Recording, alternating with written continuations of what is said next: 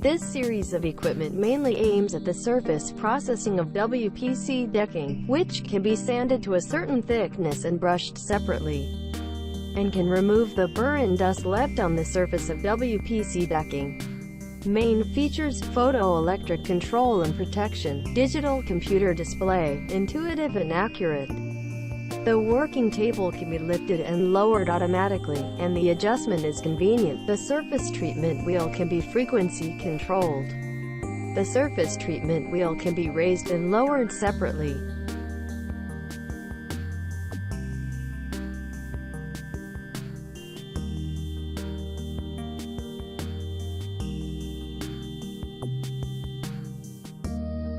We have two models. They are 400 and 600.